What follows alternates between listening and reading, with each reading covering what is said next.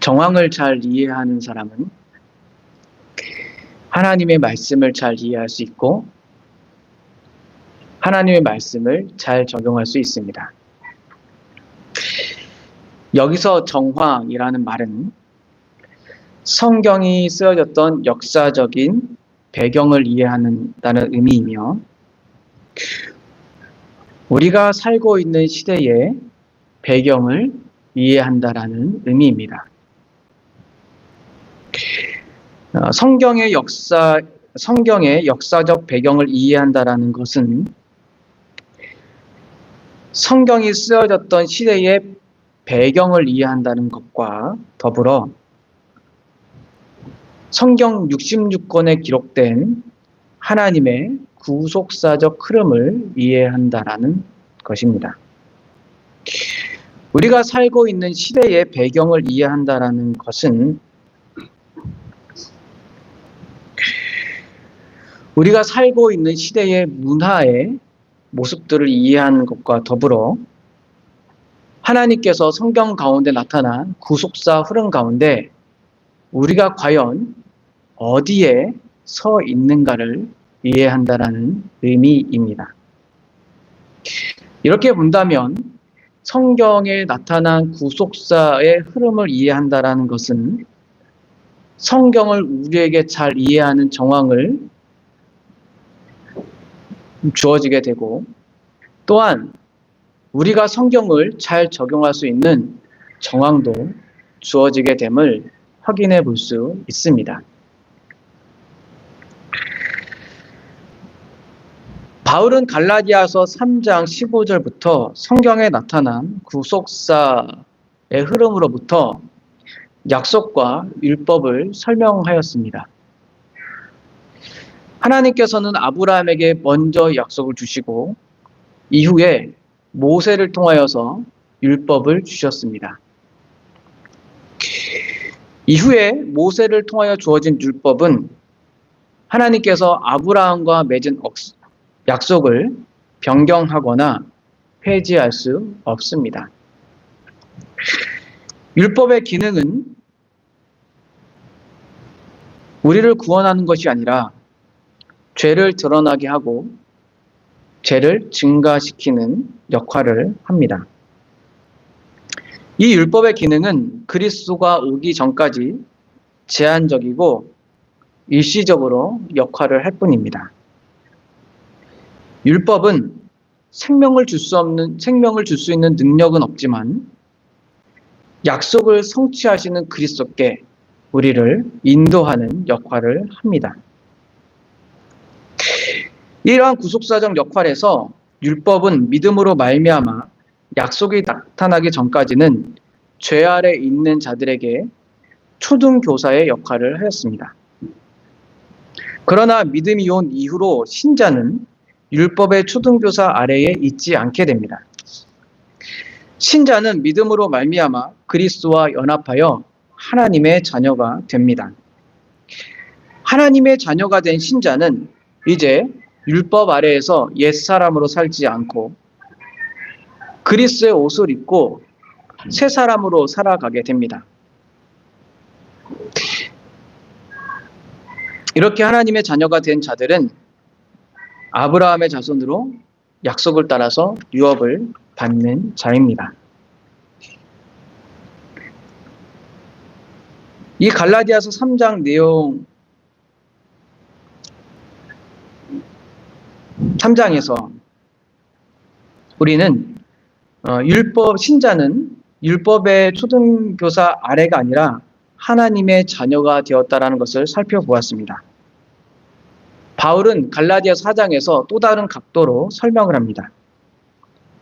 하나님의 자녀가 되었던 신분에 대해서 상속자라는 개념을 등장시킵니다. 우리는 갈라디아서 4장을 읽으면서 갈라디아서 3장 후반부에 있었던 내용을 다시금 재확인하게 되며 또 다른 각도에서 우리는 하나님의 자녀됨을 확인하게 됩니다. 바울은 갈라디아서 4장을 다음과 같이 시작합니다. 내가 또 말합니다. 바울은 자신의 말을 다음과 같이 이어갑니다. 유업을 이을 자가 자기의 모든 것의 주인이나 어렸을 동안에는 종과 다름이 없어서 그 아버지가 정한 때까지 후견인과 청지기 아래에 있습니다. 오늘 본문 1절과 2절입니다. 1세기 헬라 로마 시대의 법적인 상속자는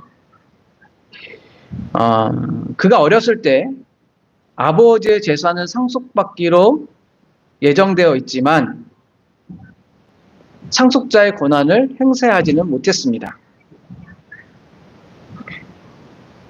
이 어린 상속자는 상속자의 성인이 되어서 상속자의 권한을 행사했을 때까지 후견인과 관리인 아래에 있어야 했습니다. 그 아버지가 정한 때가 되기 전까지 후견인과 관리인은 어린 상속자를 간섭하고 그 재산을 통제하고 관리하는 법을 알려주고 그 권한 아래 어린 상속자는 있어야 되었던 것이죠. 그러나 어린 상속자가 성인이 되면 이제 후견인과 관리인 아래에서 벗어나 자유롭게 됩니다. 이 이야기는 갈라디아서 3장 후반부에 등장했던 율법이 초등교사 역할을 했던 것과 비슷한 맥락을 가지고 있습니다. 율법은 주인이 어렸을 때 일시적으로 초등교사의 역할을 하였습니다. 이와 마찬가지로 어린 상속자는 세상의 초등 원리는 어린 상속자에게 후견인과 청지기와 같은 역할을 합니다. 성인이 된 후 주인의 아들이 율법의 초등교사 아래에 있지 않듯이 상속자도 성인이 된 이후에는 세상의 초등 원리 아래에 있지 않습니다. 하나님께서 정한 때가 되어 하나님의 아들 예수가 율법 아래에 있는 자들을 속량하여 자유롭게 하고 하나님의 자녀된 명분을 얻게 하셨기 때문입니다. 이제 하나님의 자녀가 된 자들은 성령으로 인하여 내주하시는 성령으로 인하여 하나님을 아버지라 부릅니다. 친자는 더 이상 종이 아닙니다. 친자는 이 그리스도의 구속으로 인하여 그리고 하나님께서 하신 일로 인하여서 하나님의 유업을 받은 아들입니다. 이와 같은 내용을 통해서 우리는 신자가 되는 과정 혹은 원리에 대해서 살펴볼 수 있습니다. 먼저는 예수 그리스도가 오기 전, 즉 믿음이 오기 전에 신자는 초등 원리 아래에 있었다라는 사실입니다. 다음으로 하나님께서는 그의 아들을 보내셔서 속량하심으로 초등 원리 아래에 있는 자들, 즉 율법 아래에 있는 자들을 속량하시고 하나님의 자녀가 되게 하셨습니다.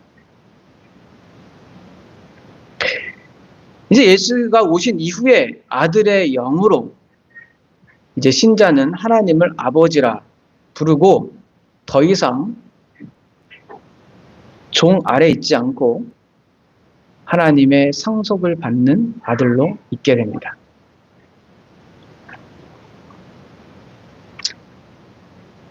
지금까지 갈라디아서를 우리가 살펴보았듯이 바울은 믿음이 오기 전 신자의 모습을 율법과 관련하여서 설명하고 있었습니다. 약속의 자손인 그리스도가 오기 전에 우리는 율법 아래에 있었습니다. 그리고 믿음이 오기 전에 우리는 율법 아래에 있었습니다. 이렇게 본다면 그리스도의 오기 전과 믿음의 오기 전을 바울은 같은 맥락에서 보고 있는 것이죠. 믿음이 오기 전 우리는 율법의 초등교사 아래에 있었습니다. 오늘 본문은 이렇게 말을 합니다. 우리가 어렸을 때에 이 세상의 초등학문 아래에서 종노릇하였습니다. 여기서 우리가 어렸을 때라는 것은 지금까지 살펴본 맥락에 따라서 살펴본다면 그리스도가 오시기 전, 믿음이 오기 전이라는 것을 쉽게 이해할 수 있습니다.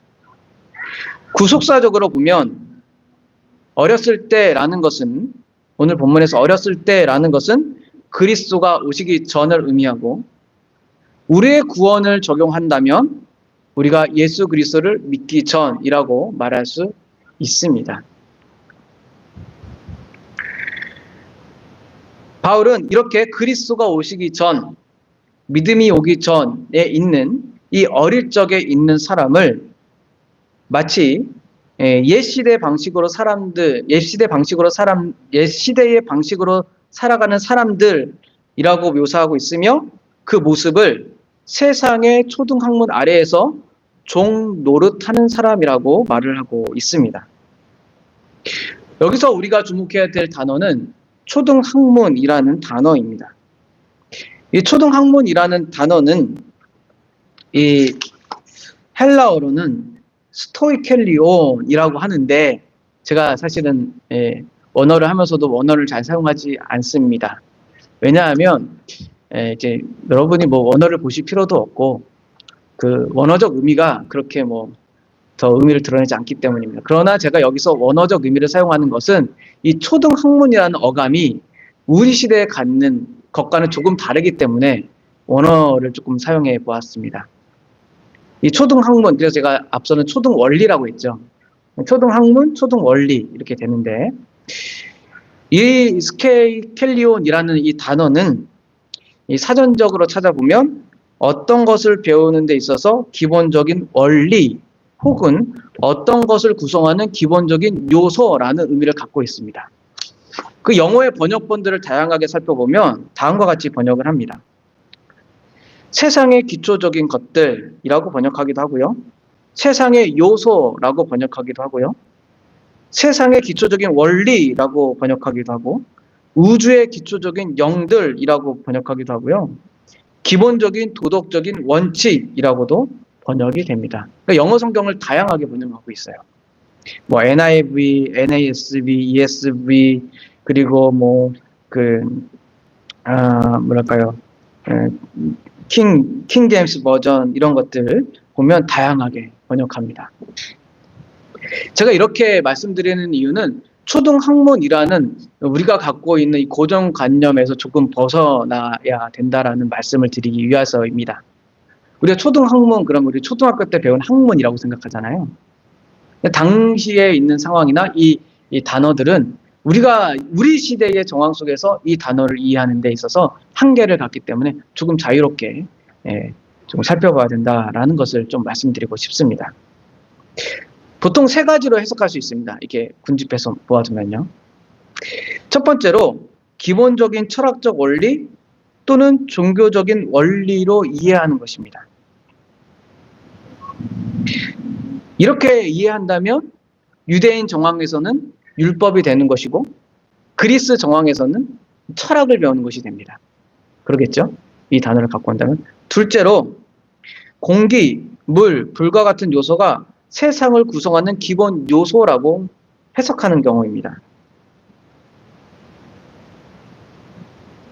그래서 사람들은 이러한 것들을 배웠을 때 세상 초등학문 아래에 있다라고 여겼습니다. 셋째, 천사들이나 귀신들 혹은 초월적인 존재들이라고 이해하는 경우입니다. 영적인 능력을 가진 존재들이죠. 그러니까 세상의 기본적인 원리들이 이 영적인 존재들에 따라서 다스려진다라고 생각해서 초등학문을 이 영적인 존재들을 섬기는 것이라고 이해하였습니다. 여러분 생각했을 때 무엇이 가장 이 초등학문에 대한 이 의미를 이 본문의 맥락에 집어넣었을 때 적절했을 것 같나요?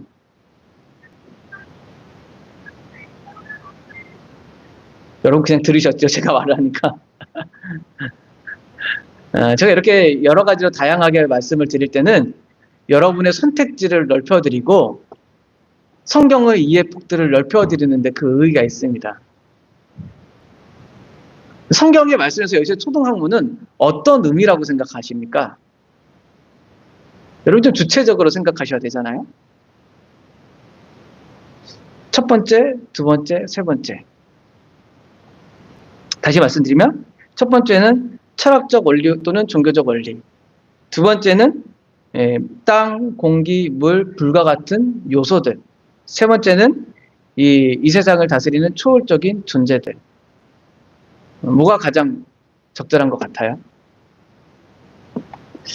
좀 많이 생각해 봐야겠죠. 저도 한참 고심해서 여러 가지를 살펴보고 했으니 쉽지 않은 내용입니다. 지금까지 문맥적으로 살펴본다면 여기서 초등 원리는 율법이라고 해석하는 것이 가장 적절해 보입니다. 지금까지 갈라디아서의 맥락을 보면 그리스도가 오시기 전, 즉 믿음이 오기 전에 바울은 율법 아래에 있다라고 계속적으로 말을 하고 있었습니다. 율법의 초등교사 아래에 있었다라고 말을 하고 있었죠. 그러니 오늘 맥락에서 초등 학문 아래에 있었다라는 것은 율법으로 이해하는 것도 적절하다고 보여집니다. 그러나 그 다음 맥락을 보면 또 그렇게 이해하기 쉽지가 않습니다.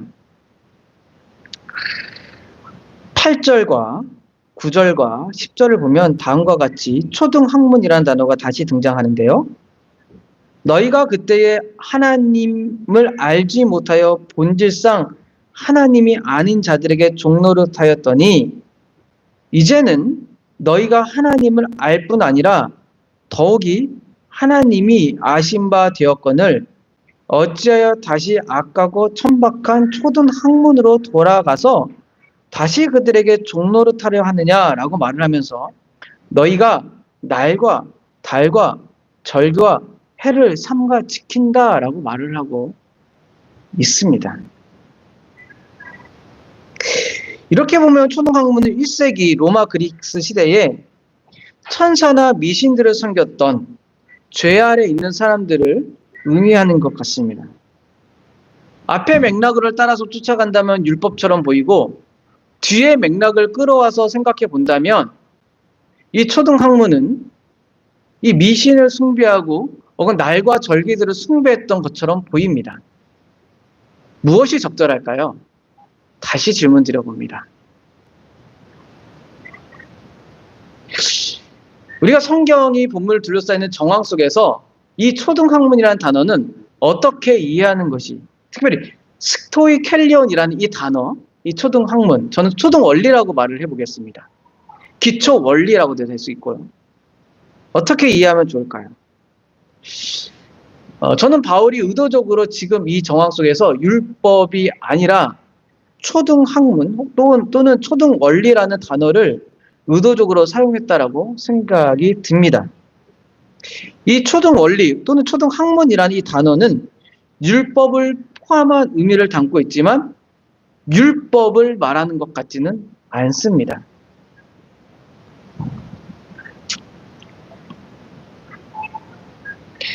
왜냐하면 지금 바울이 이 초등학문을 사용해서 말하는 대상은 본문에 따르면 3절에 우리도라고 말하고 있기 때문입니다. 여기서 우리는 누구일까요?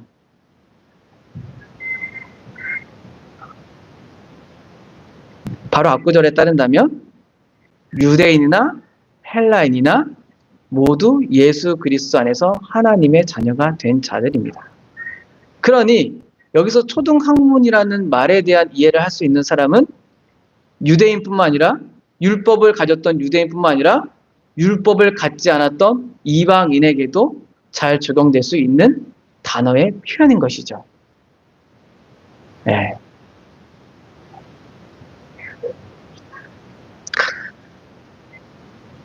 그렇게 본다면 어떻게 이해할 수 있을까요? 제가 한번 연구하고 살펴본 바를 말씀드리도록 하겠습니다.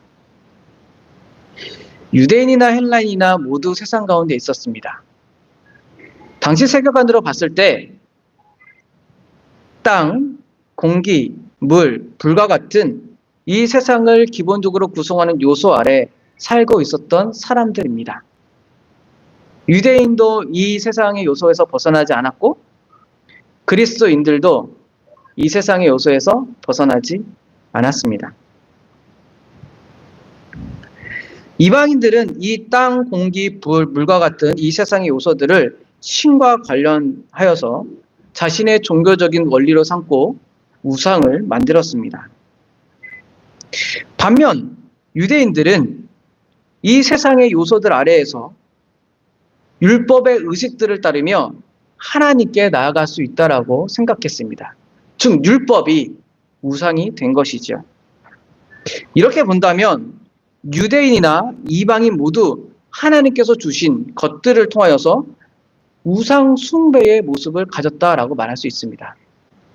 이방인들은 하나님께서 주시는 자연적인 요소를 통하여서 신을 섬기는 우상적 요소로 만들었고, 유대인들은 하나님이 주신 율법을 가지고 우상적인 요소를 만들어서 그 율법 자체를 섬기고 있었던 것이죠.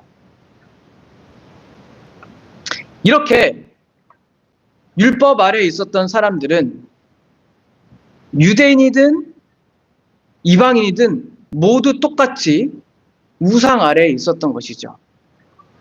바로 죄 아래에 있었던 모습입니다. 그러니까 율법 아래에 있었던 것은 단지 유대인들만 해당되는 것이 아니라 유대인이 아닌 모든 사람도 해당된다라고 말을 하는 것이죠. 우리도 이와 같지 않습니까? 우리가 예수 그리스도를 믿기 전에 우상 숭배의 모습을 갖지 않았습니까? 죄 아래 있었을 때 우리는 우상을 섬겼던 자들이 아닙니까? 미신을 섬기지 않더라도 하나님 외에 다른 것들을 섬겼던 자들이 아닙니까? 그리스도 예수 안에서 자유를 누리지 못하고 속박의 상태에 있었던 것이죠.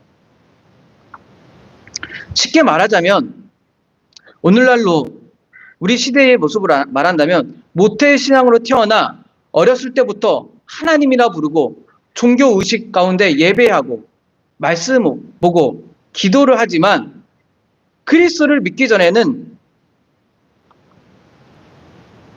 우상 숭배의 자리에 있었다는 것입니다.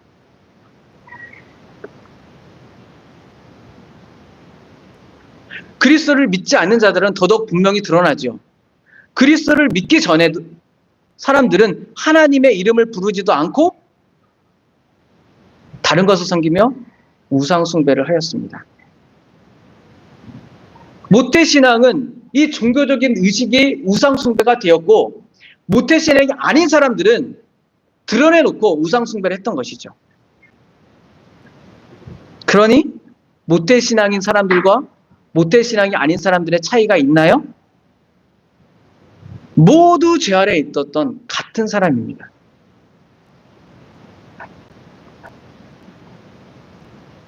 교회를 다녔을 뿐이지 교회를 다녔던 사람과 교회 밖에 있었던 사람들은 모두가 예수 그리스도를 믿기 전에는 같이 죄 아래 있었던 사람입니다.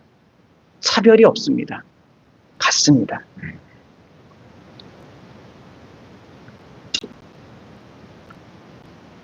그러나 어떻게 우리가 자유롭게 되었나요? 어떻게 우리가 하나님의 자녀가 되었나요? 때가 찼을 때, 여기서 때가 찼을 때라는 말은 때가 충만하게 되었을 때, 그 의미가 무엇입니까? 하나님이 정하셨을 때라는 의미입니다. 하나님이 정하신 때가 되었을 때 하나님의 보내심을 받은 하나님의 아들은 이 세상에 오셨습니다. 바로 예수라는 이름으로 이 세상에 오셨죠. 하나님의 아들이신 예수께서 이 땅에 오심으로써 하나님의 구속의 경륜 가운데 새로운 구원의 역사가 시작됐고 새로운 시대가 열리게 되었습니다. 예수님께서 이 세상에 오시면서 복음을 전파하시며 다음과 같이 말씀하셨습니다. 때가 찼고 하나님의 나라가 가까이 왔으니 회개하고 복음을 믿으라. 하나님의 나라가 가까이 왔습니다.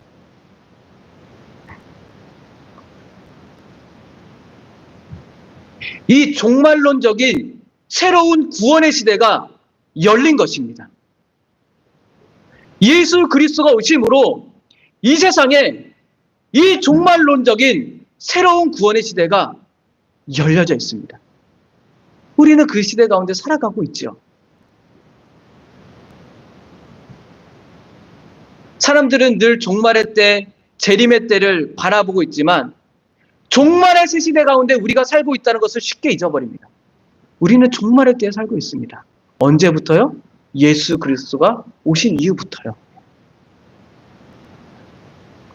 구원의 새 시대가 열린 거죠. 하나님은 하나님의 아들을 여자에게 낳게 하셨습니다. 무슨 의미입니까? 하나님의 아들 예수는 약속에 따라서 참 사람으로 이 세상에 출생하셨습니다. 그분은 참 사람입니다. 하나님의 아들이시면서 그분은 참 사람이십니다. 그것은 약속의 성취였죠.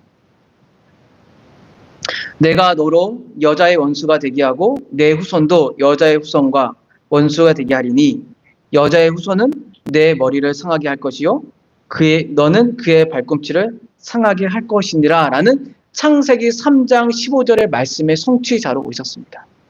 그분은 사람으로 오셔야 했고 여자의 후손으로 오셔야 했습니다. 하나님의 아들 예수는 여자에게 나셨을 뿐만 아니라 율법 아래 나셨습니다. 예수님은 유대인입니까? 이방인입니까? 유대인이죠? 예수님이 왜 유대인으로 나셔야 했습니까? 율법을 다 지켜야 했기 때문이죠. 예수님은 유대인 가정으로 나서 율법을 온전히 지키셨습니다. 난지 8일 만에 할례도 받으셨잖아요. 율법에 따라서. 유대인이 가정이 아니라면 율법을 지킬 수 있었겠습니까? 없었죠. 예수님 유대인으로 나셔야 됐어요. 율법 아래에 나셔야 했단 말이에요. 그러면서 유대인 가정에서 율법을 온전히 지키며 사셨습니다. 율법이 육신으로 말미암아 연약하여 할 수 없는 그것을 하나님은 하시나니 곧 죄로 말미암아 자기 아들을 죄 있는 육신의 모양으로 보내어 육신의 죄를 정하사 육신을 따르지 않고 그 영을 따라 행하는 우리에게 율법의 요구가 이루어지게 하려 하시니라.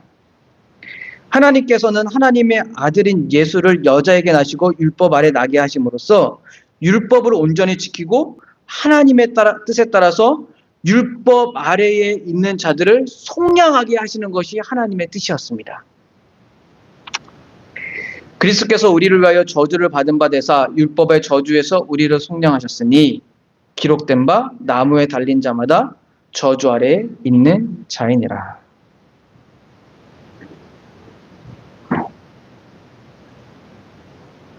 이렇게 예수 그리스도께서 속량하심은 어떤 하나님의 뜻이 담겨져 있습니까? 우리로 믿는 자로 우리로 하나님의 자녀된 명분을 얻게 하기 위해서이십니다. 쉽게 말한다면 우리가 하나님의 자녀가 되었다라는 거죠. 양자됨입니다. 입양됨. 예수는 하나님의 아들이시기에 참 하나님의 아들이시자 참 사람이십니다. 동시에 예수님은 이스라엘 가운데 유대인으로 태어나서 율법의 모든 것을 지킬 뿐만 아니라 율법 아래에 있는 모든 죄인들을 대신하여 율법의 요구대로 죽으셨습니다. 그게 하나님의 진노이죠. 그 이유는 유대인이나 헬라인이나 모두가 예수 그리스도로 말미암아 하나님의 자녀가 되게 하려는 것이었습니다. 자연적으로 하나님의 자녀가 되는 사람은 이 세상에 단 한 사람도 없습니다. 여러분 착각하지 마십시오. 유대인으로 태어나서 하나님의 자녀가 되지 않습니다. 마찬가지로 모태 신앙의 가정으로 태어나서 그 사람이 하나님의 자녀가 되지 않습니다.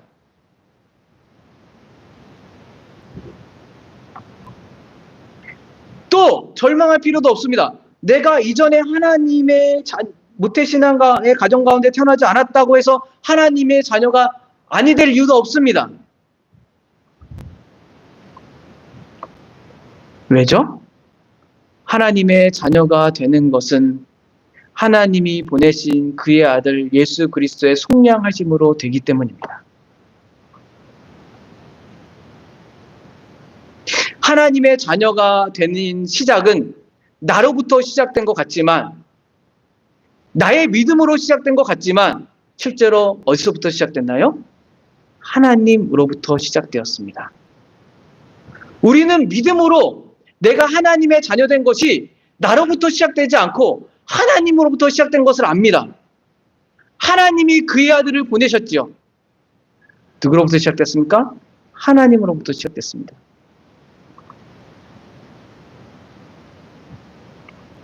그리고 하나님의 자녀가 되는 근거는 무엇입니까?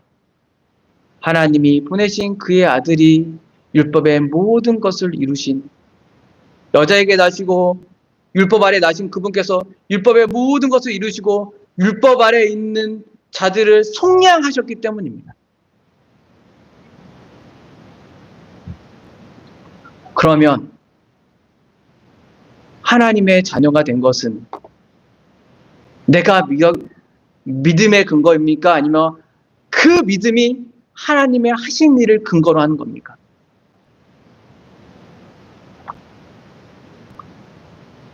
우리의 어떠함 때문이 아닙니다.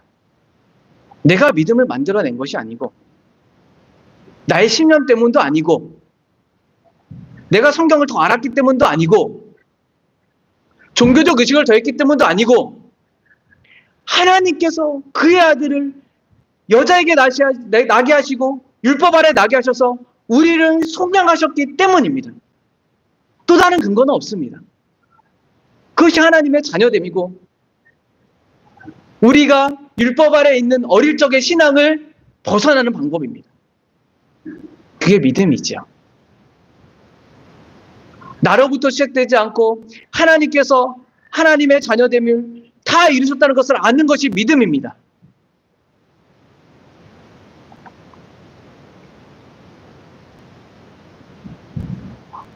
이렇게 하나님께서 하나님의 아들을 보내셔서 그 아들께서 우리를 속량하셨기에, 그 속량함을 받은 자들은 하나님의 자녀가 됩니다. 하나님의 아들이기에 그 속에 하나님의 아들의 영이 있습니다.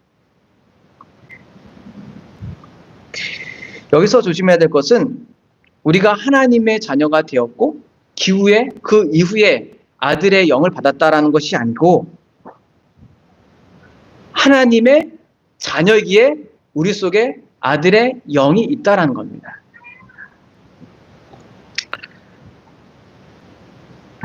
우리가 갈라디아서 3장 1절에서 5절 말씀을 잠시 기억했으면 좋겠습니다.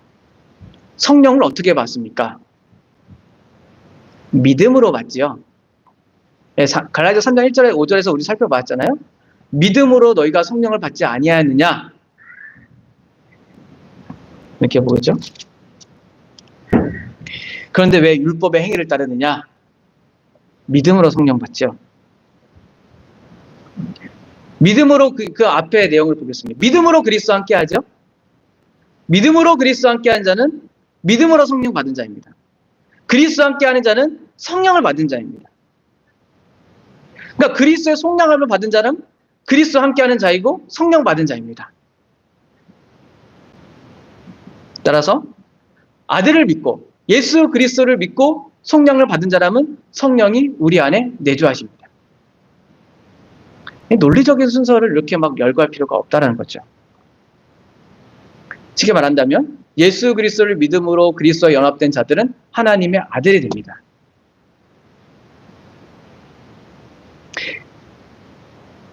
하나님의 아들이 되어 성령 받은 자들은 그리스도 안에 있다는 것을 또한 압니다.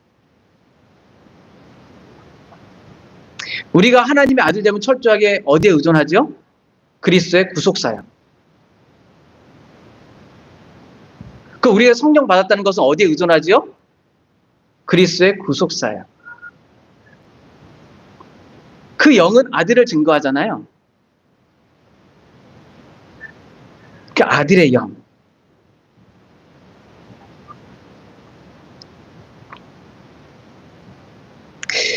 참고로 우리가 하나님의 자녀가 되었다는 것은 하나님의 아들인 예수와 다른, 예수가 하나님의 아들이라는 것과 다른 의미를 갖고 있습니다. 우리는 예수 그리스도의 속량함으로 하나님의 아들이 됐지만 그분은 본래부터 하나님의 아들이셨습니다.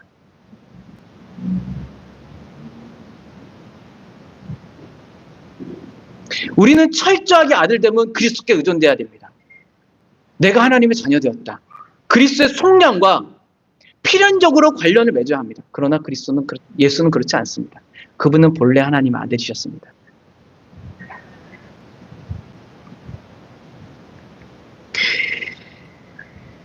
우리는 예수 그리스도의 속량하심을 말미암아 하나님의 자녀로 입양되었고, 그래서 입양이라는 표현을 좀 썼습니다. 아들의 영인 성령을 받은 사람들입니다.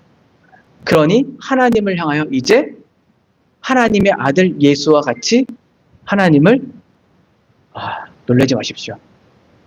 아버지라 부릅니다.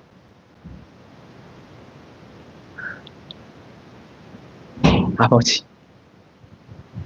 하나님을 아버지라 부릅니다.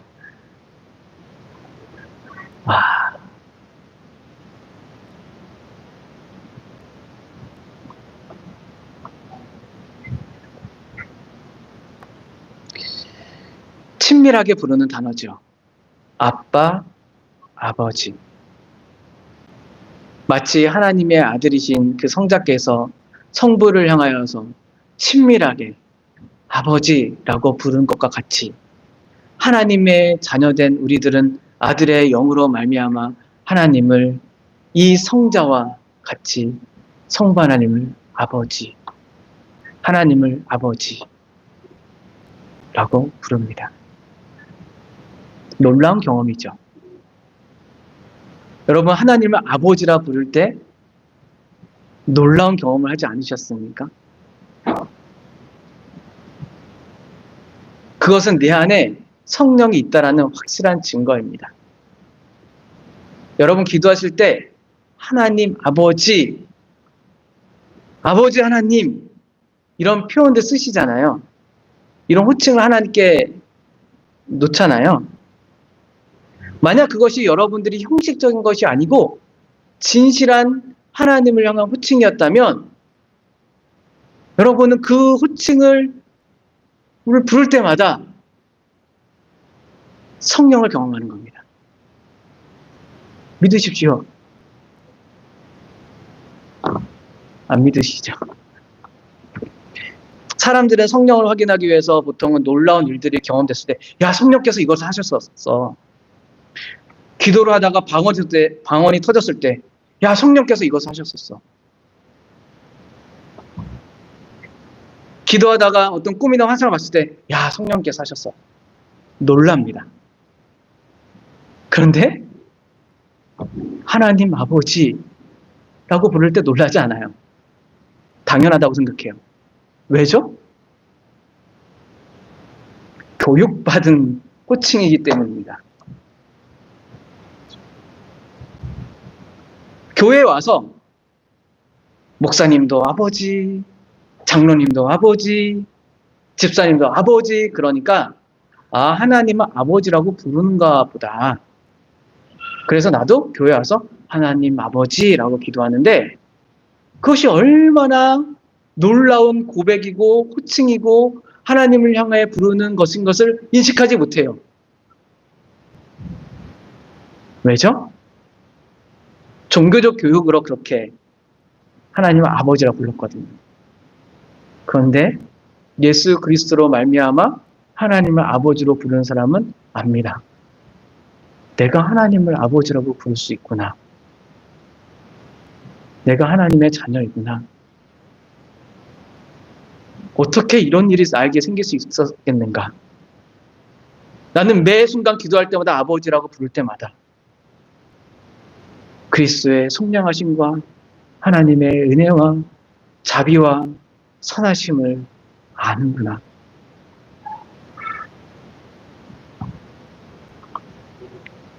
성령을 경험하는 놀라운 시간입니다. 우리는 기도 시간에 하나님 아버지라고 시작하면서 성령의 경험과 함께 이 기도를 시작합니다.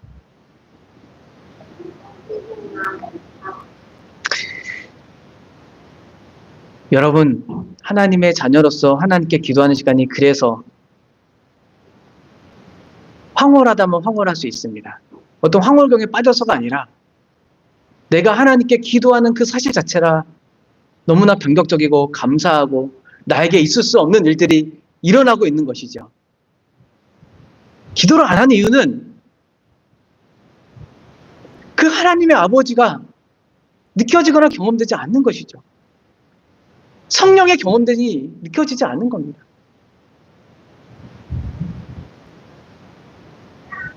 우리가 기도 시간에 아버지라 부른다면 어찌 그 기도 시간에 뛰어넘을 수 있겠어요? 그 친밀하고 다정한 아버지를 만나는데, 경험되는데, 성령이 경험되는데, 그렇지 않습니까? 아무튼 이렇게 하나님을 아버지라 부르는 자들은 율법 아래 있는 미성년자도 아니고 어린 자들도 아니고 종도 아니고 아들입니다. 그리스도의 속량함을 받은 하나님의 영이, 그 성령이 그 안에 있는 아들입니다. 하나님의 자녀입니다.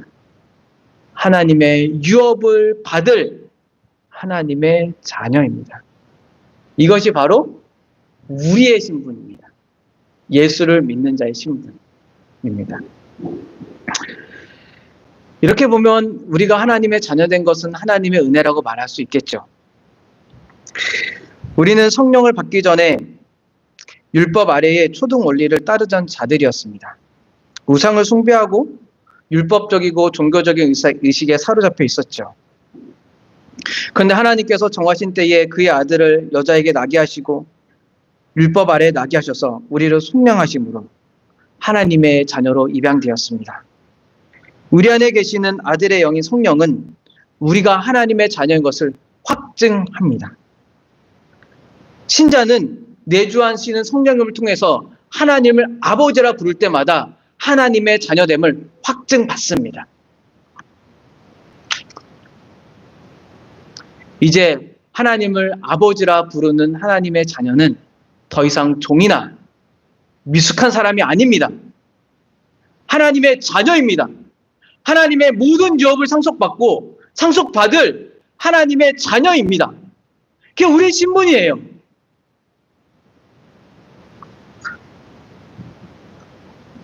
하나님의 가족이 되었습니다. 하나가 된 것이지요. 모든 예수 믿는 자들은 유대인이나 헬라인이나 모태신앙이나 모태신앙과 상관없이 예수 그리스도의 속량하심을 믿는 모든 사람은 하나님의 가족이란 말입니다. 한 가족이란 말하죠. 한 아버지를 모시는 한 가족입니다. 이것은 이론적인 지식이나 신비한 경험으로 주어지는 게 아니라 오직 예수 그리스도를 믿음으로 주어지는 것입니다. 그리스도와 연합함으로 주어지는 것이에요. 그리스도 안에서 성령을 받는 모든 사람은 모두 한 가족인 거예요. 모든 사람은 동일한 성령이 내주하고 계시고 모든 사람은 동일한 성자 예수님을 믿고 있으며 동일한 하나님을 믿는 사람들입니다.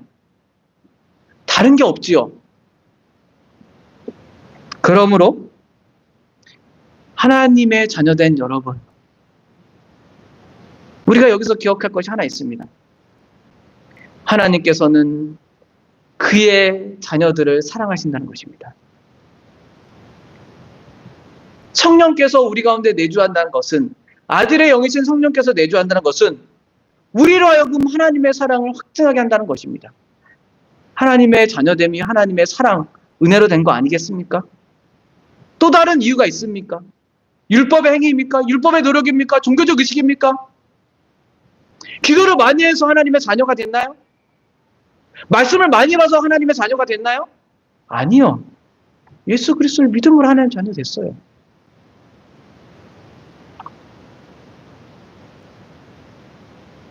성령을 다른 곳에 찾지 마시고 하나님의 자녀된 우리 가운데 성령의 활동하심을 찾으시기 바랍니다. 그것이 우리의 소망입니다. 소망이 우리를 부끄럽게 하지 아니함은 우리에게 주신 성령으로 말미암아 하나님의 사랑이 우리 마음에 부은 바 됨이니 우리가 아직 연약할 때에 기약대로 그리스도께서 경건하지 않은 자를 위하여 죽으셨도다. 의인을 위하여 죽는 자가 쉽지 않고 선인을 위하여 용감하게 죽는 자가 혹 있거니와 우리가 아직 죄인 되었을 때 그리스도께서 우리를 위하여 죽으심으로 하나님께서 우리에게 대한 자신의 사랑을 확증하셨느니라. 그리스도의 속량함을 받고 속량하심을 믿고 하나님의 자녀된 모든 사람은 이 그리스도의 죽으심 가운데 하나님의 사랑을 확증하는 거예요. 내가 하나님의 자녀를 불렀다. 이 말은 그리스도의 속량하심 가운데 있는 거잖아요. 그 그리스도의 속량하심 무엇을 드러냅니까? 하나님의 사랑을 우리에게 확인시켜 주잖아요. 그러니 하나님의 자녀된 자들은 아버지라 부를 때마다 그리스도의 구속 가운데 있는 하나님의 사랑을 알게 하는 것이죠.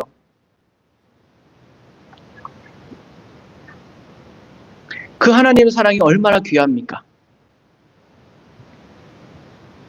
세상 사람, 그리고 우리가 할 때, 우리가 잘 모를 때, 미숙할 때 부모가 아이를 사랑하는 것이 하찮게 여기잖아요. 그런데 어른이 돼서 아이를 키워보면 비로소 부모의 사랑이 무엇인지 알지 않습니까? 야, 정말 우리 부모님은 나를 귀하게 키운 게 맞구나. 비록 나의 부모님이 부족하고 어리숙하지만 그분은 최선을 다해서 나를 키우셨다. 성숙하면 그 사랑을 알듯이 율법 아래 있을 때는 하나님의 사랑이 희미해 보이지만 하나님의 자녀된 사람들은 압니다. 그 사랑이 얼마나 값진지. 아버지께서 그의 아들을 내어놓는 것이 그의 사랑인 것을 알기에 그 사랑을 머금고 사는 거죠.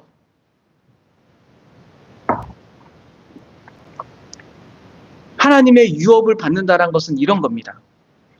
자기의 아들을 아끼지 아니하고 모든 사람을 위하여 내어주신 이가 어찌 그 아들과 함께 모든 것을 우리에게 주지 않겠느냐.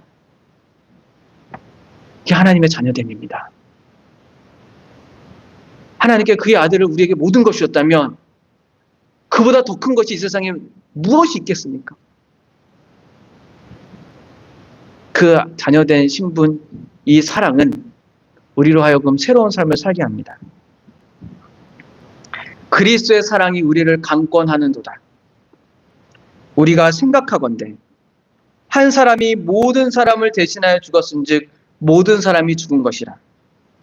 그가 모든 사람을 대신하여 죽으심은 살아있는 자들로 하여금 다시금 그들 자신을 위하여 살지 않고 오직 그들을 대신하여 죽었다가 다시 살아나신 이를 위하여 살게 하심이라. 하나님의 자녀된 여러분들이 사는 방식은 그 하나님의 사랑은 안 사람들의 사는 방식이 무엇입니까? 더 이상 나를 위해 살지 않고 나를 위하여 죽으신 그 아들, 그리고 그 아들을 보내신 하나님을 향하여 사는 것이라 말을 합니다. 하나님의 사랑이 우리의 삶을 변화시키지 못합니까? 아니요. 하나님의 사랑이 우리 구원받았기에 우리 삶이 변화되지 않던가요? 아니요. 하나님의 자녀된 신분이 우리 삶을 변화되지 않던가요? 아니요. 하나님의 자녀됨은 우리 삶을 변화시킵니다. 왜죠? 하나님의 사랑을 알기에. 그리스도의 속량하신 가운데 나타난 하나님의 사랑을 알기에. 그 값어치를 알기에. 그리고 아들을 주신 분이 우리에게 모든 것을 주신다는 것을 알기에 이제 나는 그리스도를 위해 삽니다. 이제 나는 하나님 위해 삽니다. 라고 고백하는 것이죠. 그것이 바로 신자의 삶입니다. 어렸을 때 주일학교 때 어쩌면 하나님의 자녀됨을 이론적으로 배웠을지도 모르겠습니다. 그러나 우리가 오늘 본문을 읽고 난 이후부터는 우리가 자녀됨을 살아있는 신앙으로 가졌으면 좋겠습니다.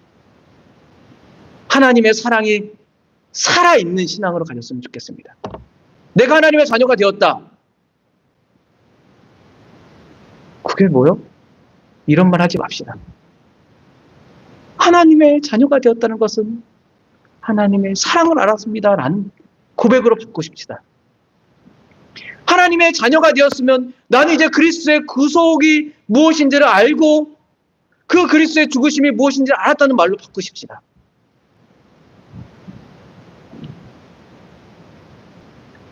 성령의 내주하심을 다른 데 찾지 맙시다. 나의 하나님의 자녀됨. 내가 하나님의 자녀됨.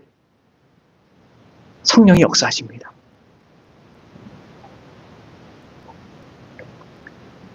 그리스도의 사랑, 그리스도의 죽으심, 하나님의 자녀됨은 절망 가운데, 낙담 가운데, 회복 불가능한 사람 가운데 소망을 갖습니다. 왜죠? 왜입니까? 이전을 생각해보시죠. 율법 아래 우리는 소망이 없던 자였습니다. 하나님의 자녀가 된 것은 소망 없던 자에게 하나님께서 나에게 베푸신 은혜요 사랑입니다. 여러분, 소망을 가지십시다. 은혜를 구하시고 우리 가운데 사랑이 충만하도록 하나님께 구하십시다. 우리는 하나님을 아버지라 부르는 하나님의 자녀입니다. 잊지 마십시오. 우리는 하나님의 자녀입니다. 기도하겠습니다.